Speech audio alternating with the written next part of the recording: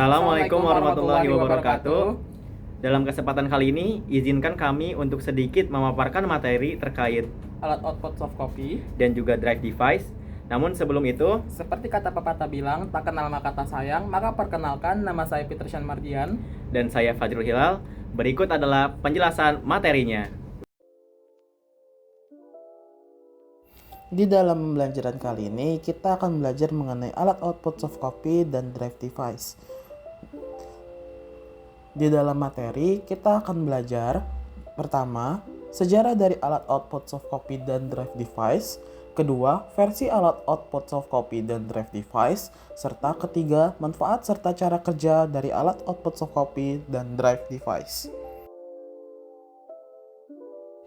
Pengertian alat output soft copy. Alat output soft copy merujuk pada perangkat yang menghasilkan keluaran berbentuk digital atau non-fisik, seperti layar komputer ataupun speaker. Alat ini biasanya digunakan untuk menampilkan informasi yang bisa dilihat, didengar, ataupun dibaca oleh penggunanya. Tetapi, alat ini tidak dapat disentuh secara fisik oleh penggunanya. Sejarah alat output soft copy. Pada awalnya, komputer hanya menghasilkan alat output berbentuk cetakan fisik atau hard copy seperti pada printer atau mesin ketik elektronik. Namun dengan kemajuan teknologi digital, perangkat soft copy seperti monitor CRT atau charter write tube menjadi populer pada pertengahan abad ke-20. Seiring adanya waktu, teknologi layar berkembang pesat dengan hadirnya layar LCD, LED, hingga OLED yang lebih modern dan lebih hemat energi. Karena berkembang pesatnya alat output soft copy, berikut adalah ringkasan sejarah dari perkembangan alat output soft copy tersebut. Pada 1950-an, monitor CRT atau cathode ray tube dimulai. Pada akhir 1950-an, monitor CRT pertama kali digunakan untuk menampilkan data dari komputer. Monitor ini awalnya terbatas pada tampilan teks sederhana berwarna hijau atau putih di layar hitam dan digunakan dalam komputer mainframe. Pada 1960-an, dimulainya terminal visual dan grafik. Di era ini, teknologi terminal visual mulai diperkenalkan, memungkinkan tampilan teks dalam waktu nyata. Pada akhir dekade ini, beberapa monitor mulai mendukung tampilan grafik sederhana. Pada 1970-an, perkembangan monitor dan komputer proyektor. Monitor CRT pada tahun 1970-an menjadi lebih umum sebagai komputer pribadi, seperti adanya Apple I dan IBM PC. Mulanya penampilan grafik yang lebih kompleks serta proyektor awal mula dari komputer yang muncul, meski dengan resolusi dan kualitas yang sangat terbatas. Pada tahun 1980-an, perkembangan speaker dari komputer. Teknologi suara komputer mulai berkembang pada tahun 1980-an. Speaker komputer pertama kali diperkenalkan dengan menambahkan output suara, terutama dalam perangkat PC. Monitor juga mulai mendukung tampilan warna penuh. 1990-an, monitor LCD dan peningkatan resolusi dimulai. Teknologi Liquid Crystal Display atau LCD mulai menggantikan CRT pada komputer di tahun 1990-an karena lebih tipis dan hemat energi. Proyektor juga berkembang memungkinkan presentasi dengan resolusi yang lebih tinggi. Alat output seperti speaker dan monitor semakin disempurnakan, mendukung audio stereo dan tampilan warna yang lebih baik lagi. Pada tahun 2000-an, monitor LED dan alat output berkualitas tinggi dimulai. Monitor LED atau light emitting diode pada tahun 2000-an awal mulai populer karena menawarkan kualitas gambar yang lebih baik, konsumsi daya yang lebih rendah, dan desain yang lebih kompleks. Proyektor digital juga menjadi lebih terjangkau dan banyak digunakan untuk keperluan pendidikan maupun bisnis. Pada tahun 2010-an, teknologi HD, 4K, dan layar sentuh dimulai. Monitor dan proyektor dengan resolusi tinggi dari HD dan 4K menjadi standar baru. Teknologi layar sentuh juga berkembang pesat, digunakan dalam perangkat seperti tablet, smartphone, maupun komputer lainnya. Dan pada tahun berjalan saat ini, teknologi VR, ER, dan speaker cerdas dimulai. Alat output soft copy kini mencakup perangkat realitas virtual atau VR dan realitas tambahan atau ER yang menghadirkan lebih impresif bagi para penggunanya. Speaker cerdas dengan asisten suara seperti Alexa maupun Google Assistant juga semakin populer, memperluas fungsi dari alat output soft copy tersebut bagi para penggunanya. Berikutnya adalah versi. Contoh versi atau tipe alat output soft copy yang berkembang yang saya ambil adalah monitor. Dimulainya monitor CRT atau Canton Ray Tube, layar awal yang digunakan dalam komputer. Berikutnya adalah monitor LED atau Light Emitting Diode. Perkembangan dari LCD lebih cerah dan lebih hemat energi daripada CRT. Berikutnya adalah monitor LCD atau Liquid Crystal Display. Teknologi ini layar lebih tipis dan lebih hemat energi. Berikutnya adalah monitor OLED atau Organic Liquid Emitting Diode. Teknologi layar terbaru dengan warna yang lebih tajam dan lebih fleksibel dalam penggunaannya. Dan yang terakhir adalah speaker output audio, mulai dari speaker analog hingga speaker digital dan nirkabel. Selanjutnya adalah manfaat alat output soft copy. Yang pertama, menyampaikan informasi secara visual. Layar seperti CRT, LCD, OLED, dan LED memungkinkan pengguna melihat data dalam bentuk grafis dan teks secara real time, memudahkan interaksi dengan perangkat lunak dan aplikasi. Berikutnya adalah interaktivitas. Perangkat layar memungkinkan pengguna untuk berinteraksi langsung dengan informasi digital, baik itu melalui komputer, perangkat seluler, maupun alat lainnya. Berikutnya adalah efisiensi dan produktivitas. Layar ini memudahkan pekerjaan mulai dari mengetik dokumen, memantau data, menonton video, hingga bermain game yang mendukung produktivitas di berbagai sektor. Berikutnya adalah multitasking. Dengan teknologi terbaru, pengguna bisa menjalankan beberapa aplikasi atau tampilan secara bersamaan, meningkatkan kemampuan untuk multitasking dan produktivitas yang lebih baik lagi. Cara kerja alat output soft copy dimulai dengan adanya monitor. Monitor mengubah sinyal digital dari komputer menjadi tampilan visual di layar. Data dari prosesor diolah oleh kartografis lalu dikirim ke monitor sebagai gambar ataupun teks. Berikutnya proyektor. Proyektor mengambil sinyal video dari perangkat, misalnya komputer ataupun laptop, dan memproyeksikan gambar tersebut ke permukaan lain seperti dinding ataupun layar. Menggunakan lensa untuk memperbesar gambar agar bisa dilihat oleh audiens. Dan terakhir adalah speaker. Speaker mengubah sinyal audio digital dari perangkat menjadi gelombang suara melalui getaran membran di dalam speaker sehingga data suara bisa didengar oleh audiens yang lebih banyak kembali.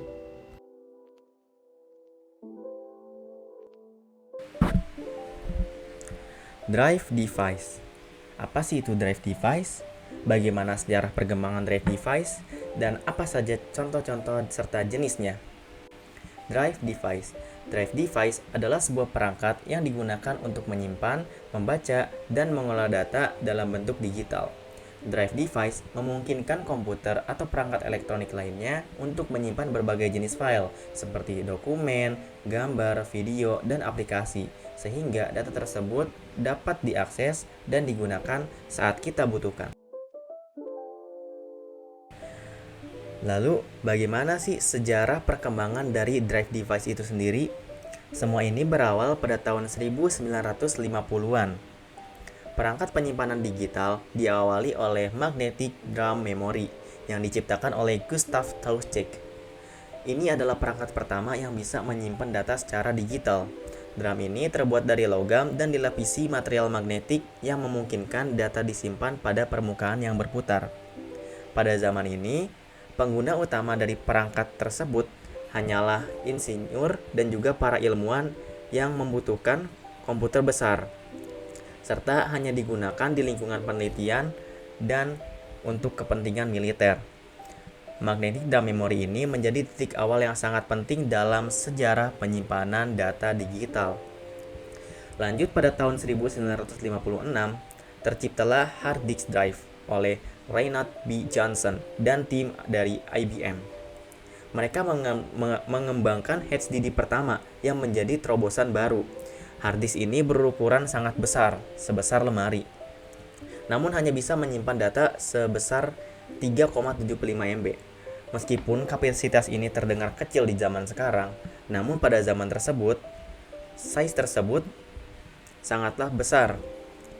Bahkan, HDD ini digunakan oleh perusahaan besar, lembaga pemerintahan, dan juga bahkan institut penelitian.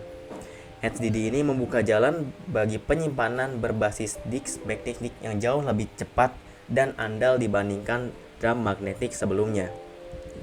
Lalu pada tahun 1950-an muncullah penyimpanan yang lebih praktis dekat dengan pengguna. IBM dengan tim Alan Sugart mengembangkan disket atau floppy disk. Perangkat penyimpanan yang kecil namun bisa dibawa kemana-mana dan bisa digunakan di komputer yang berbeda. Pengguna utama dari disket adalah pengguna komputer rumahan dan mahasiswa. Sementara itu, pada tahun ini, yaitu pada tahun 1980-an, HDD sudah semakin umum dan digunakan di komputer pribadi masyarakat, serta menjadi pilihan utama untuk penyimpanan secara internal. Lalu pada tahun 2000-an, muncullah Solid State Drive dan USB Flash Drive. Pada tahun tersebut, Solid State Drive sudah mulai populer. Dr. Eli Hariri dari SanDisk mengembangkan SSD berbasis memori flash atau NAND yang lebih cepat dan lebih awet dari SSD atau HDD sebelumnya.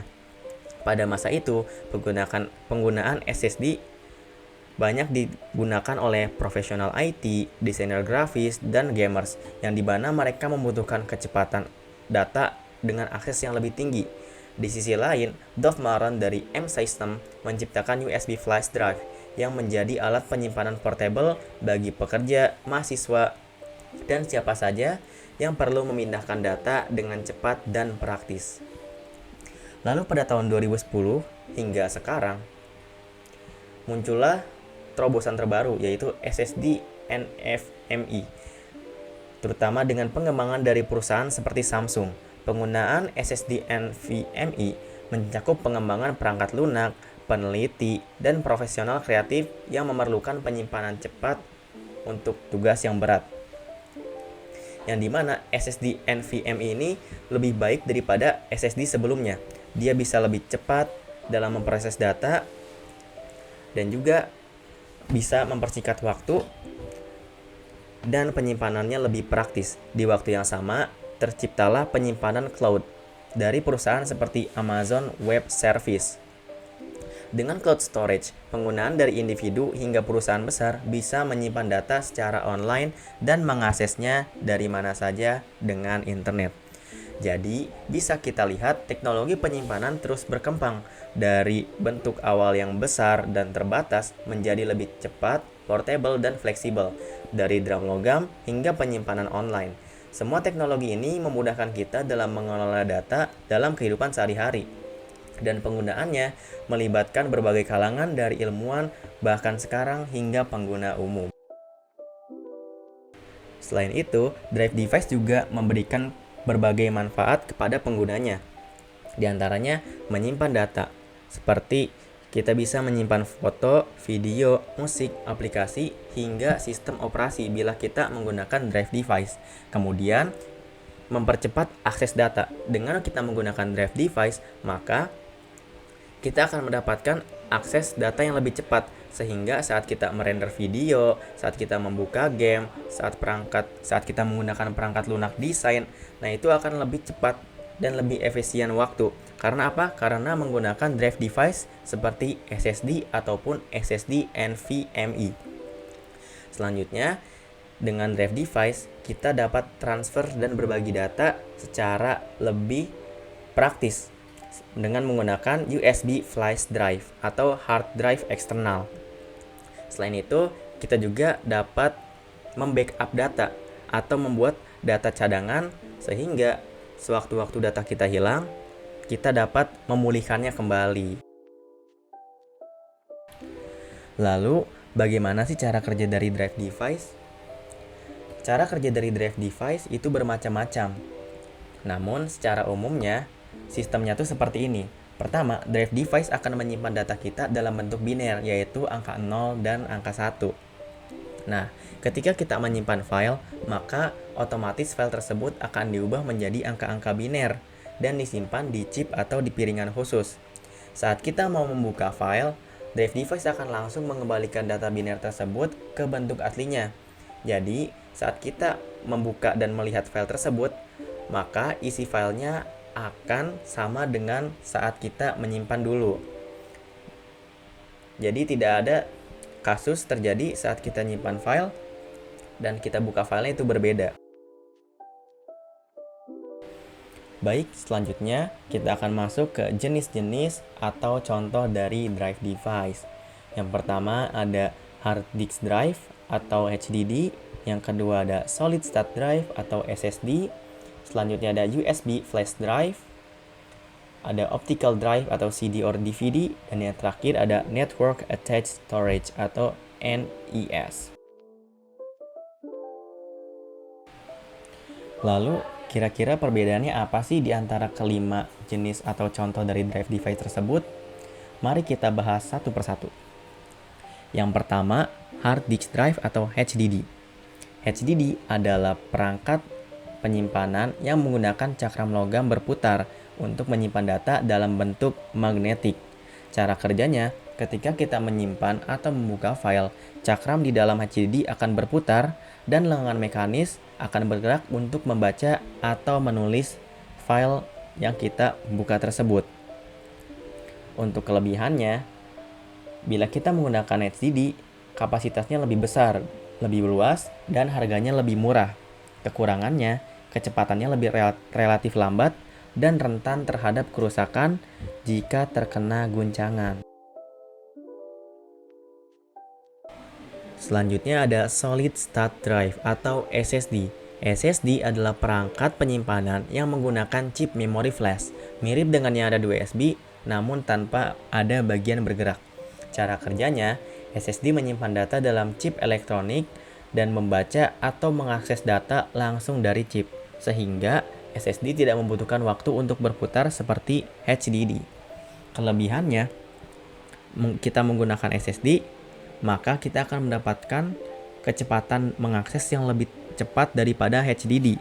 Kemudian, SSD ini lebih tahan lama, lebih tahan dari guncangan, dan lebih awet. Kekurangannya, harganya lebih mahal daripada HDD untuk ukuran yang sama. Yang ketiga ada USB flash drive. USB flash drive adalah perangkat penyimpanan kecil dan portable yang terhubung melalui port USB. Cara kerjanya, USB flash drive menyimpan data pada chip memori flash seperti SSD dan biasanya digunakan untuk menyimpan dan memindahkan file dengan mudah antar perangkat.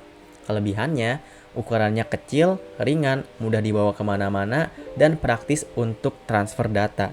Kekurangannya, kapasitasnya biasanya cenderung lebih kecil dan kecepatannya lebih rendah daripada SSD.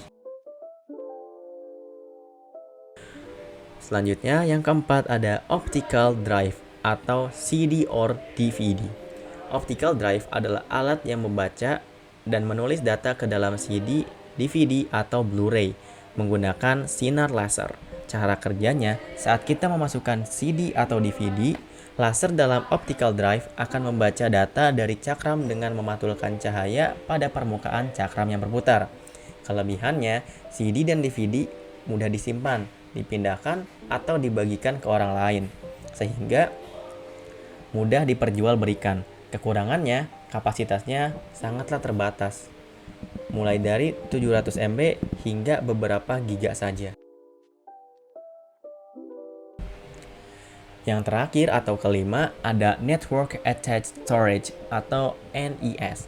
NES adalah perangkat penyimpanan yang terhubung ke jaringan internet atau Wi-Fi, sehingga NES bisa diakses oleh beberapa perangkat di jaringan tersebut, seperti komputer ataupun ponsel.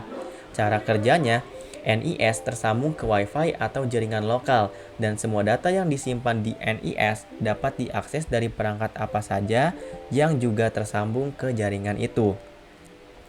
Untuk kelebihannya sendiri, bila kita menggunakan NES, maka akan mudah mengaksesnya di mana saja dan mudah juga untuk berbagi data.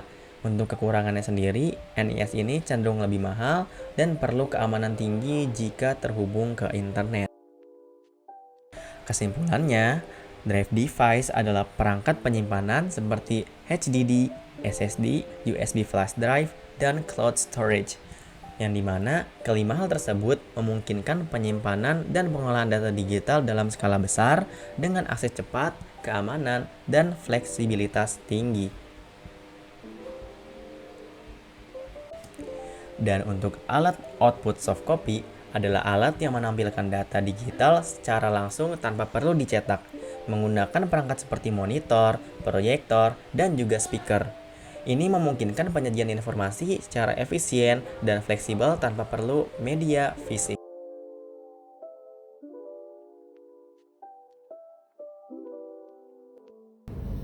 Sekian dari kami. Terima kasih sudah menyimak. Mohon maaf bila ada kekurangannya. Wassalamualaikum warahmatullahi wabarakatuh.